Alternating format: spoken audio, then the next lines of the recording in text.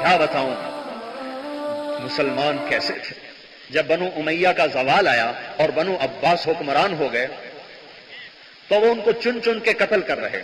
تو سلیمان بن عبد الملک کا بیٹا ابراہیم وہ بھاگا، عراق کا گورنر تھا کوفے میں، تو اس کے پیچھے لوگ لگے ہوئے تھے.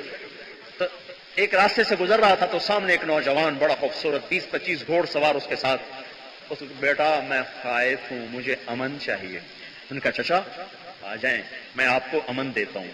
وہیں اپنا ان کو گھر لے گیا، ایک خادم ان کے لیے مقرر کر دیا. صبح وہ نوجوان نکلتا ہتھیار سجا کے 20-25 اپنے غلاموں کو لے کر شام کو واپس آتا. 8 دن گزر گئے تو یہ ابراہیم کہنے لگے بیٹا تو صبح نکلتا ہے شام کو آتا ہے ہتھیار لے کے، کیا بات ہے؟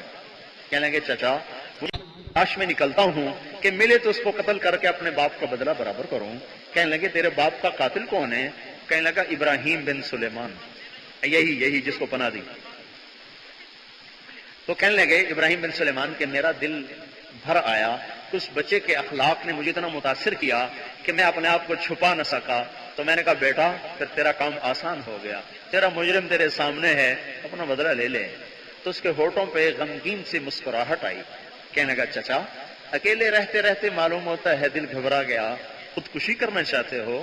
کہا نہیں میرا بیٹے، میں تیرے اخلاق سے متاثر ہوا ہوں، میں ہی ابراہیم بن سلیمان ہوں اور میں نے تیرے باپ کو قتل کروایا تھا عراق کی گورنری میں، تو اٹھ اپنا کام کر.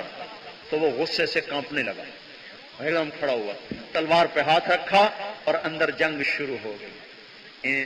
اندر کا غصہ کہے انتقام لو، اور دین کہے اخلاق کہے کہ تو امن دے چکا ہے معاف کرو، کانپ رہا.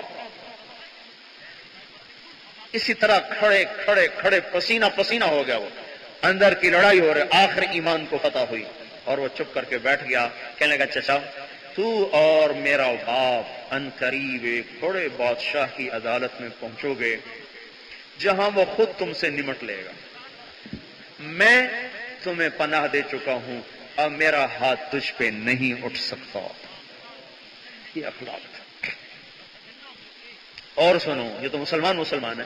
اندلس کے قاضی کے دروازے پہ دستک ہوئی، انہوں نے دروازہ کھولا تو ایک عیسائی نوجوان، حضرت مجھے پناہ چاہیے، لوگ میرے پیچھے ہیں. انہوں نے کہا آ جاؤ بیٹا تمہیں پناہ ہے. اس کو اندر کمرے میں لے گئے.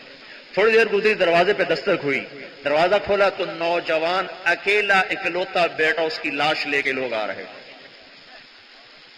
کہاں پہ گئے؟ کیا ہوا؟ کہا جی ایک عیسائی نے ان کو قتل کر دیا ہے، یہیں کہیں چھپ گیا ہے، ہم اس کو تلاش کر رہے ہیں لیکن ہمیں مل نہیں رہا. اچھا چلو اس کی تجہیز و تکفین کا انتظام کیا جائے. سب سے فارغ ہو کر جب رات آدھی گزر گئی تو اس کے دروازے پہ دستک. اس نے جو اندر سے کنڈی کھولی تو ایک ہاتھ میں توشہ دان، اس میں روٹی، ایک ہاتھ میں تھیلی، اس میں پیسے. فرمایا بیٹا تمہیں پتا ہے تو نے آج کس کو قتل کیا ہے؟ کہا جی نہیں. کہا جس گھر میں تو نے پناہ لی ہے نا، تو نے اسی گھر کے چراغ کو بجھایا ہے، لیکن میں تمہیں امن دے چکا ہوں. اور مسلمان جب امن دیتا ہے تو ہاتھ نہیں اٹھاتا. یہ پیسے ہیں، یہ روٹی ہے، یہاں سے نکل جا، آگے کہیں پکڑا جائے تو میں بری و ذمہ ہوں. تو میرے بھائیو اللہ کے واسطے اپنے اخلاق، اپنے جھگڑے ختم کرو، اللہ کے سامنے رکھ دو، نمازیں پڑھ کر اللہ سے مانگو، مخلوق سے ہونٹ سی لو. یا تو اللہ دنیا میں دلوا دے گا یا پھر آخرت تو ہے ہی ہے. اور یاد رکھنا کبھی ظالم نہیں پنپ کے دیا، ہمیشہ ظالم کی جڑ اکھڑی ہے. نسلیں اللہ نے مٹا دی، نسلیں.